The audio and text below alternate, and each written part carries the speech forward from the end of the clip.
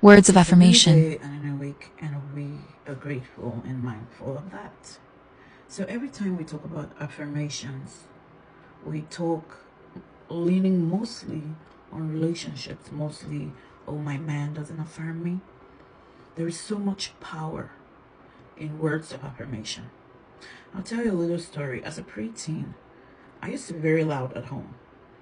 I'll be loud singing, so loud, reciting episodes in movies or scenes in movies, things children do, I guess. And this father figure of mine back then, of blessed memory now, he was a great father, an excellent listener. He told me, have you ever tried meditating? Have you ever tried reflecting?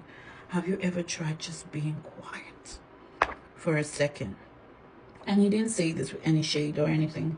We were just vibing and doing chores. He always helped me to do chores. This is somebody who always tell me, I'm here for you. Whatever dream you want to pursue as a father, I'm here to support you.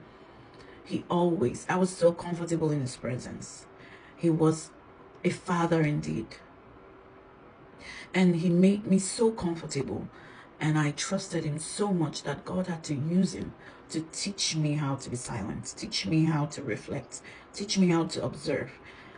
I tell you that from the day he said that, it has never left me. So God will use the people you believe in, the people you trust, to impact your life, to teach you something. And the devil, unfortunately, will use those same people, if they're unguarded, to tempt you, to persecute you. So I'm saying this to say, we should ask ourselves, why can't God use me to impact this life? Maybe because you're not building the trust you need to build with them. Maybe your impact in their lives is so little. So don't always look at words of affirmation like a big deal just for men. If you're a parent, you're a mom, affirm your kids all the time. Give them those words of affirmation. It builds trust. It makes them to listen to you. You're so quick to judge them and to criticize them, but you never remind them how much you love them, how much you care. Or except maybe you're on a dying bed and you're saying, oh, I love you so much. Oh, I want to be there for you. That's not how it works.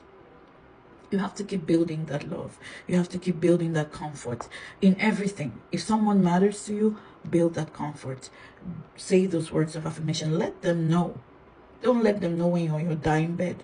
Don't let them know when you're in a life or death situation with them.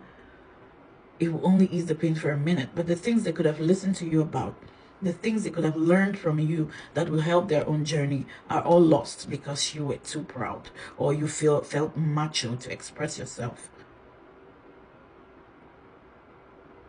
Ever since he said that, it has remained with me.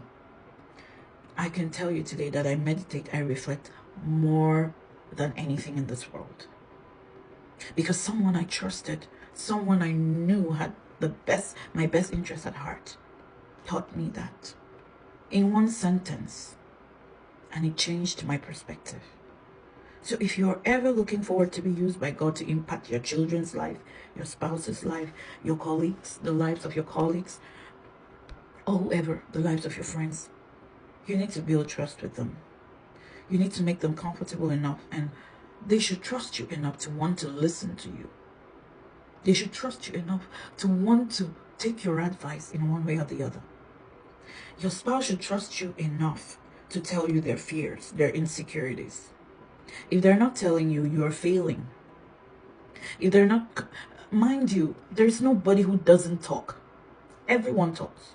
They just might not be talking to you. So begin to affirm to the people you care about. Remind them that you're there for them. Remind them that they're important to you. Remind them that you wish them well and you want the best for them. Nobody's in your head. The heart is for God alone to see. Human beings are moved by projections. So you must project yourself as what you want them to see you.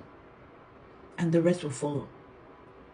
You advising someone who cannot even feel safe in your presence, it's an insult.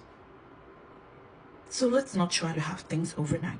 Let's normalize building brick by brick our relationships. You build brick by brick trust. And if you break it, that's another story. Your work will be more. Embrace it. Don't be upset because people don't want to trust you. Ask yourself, why don't they trust you? What is it that you're doing that is so triggering? They cannot rest easy because they don't have trust in you. Trust is yours to build. It's not an entitlement. Trust is yours to build. Speak those words like you mean them, because you should mean them before speaking them. But don't let time go by and you don't let people who care about you know that you care about them too. That's if you do.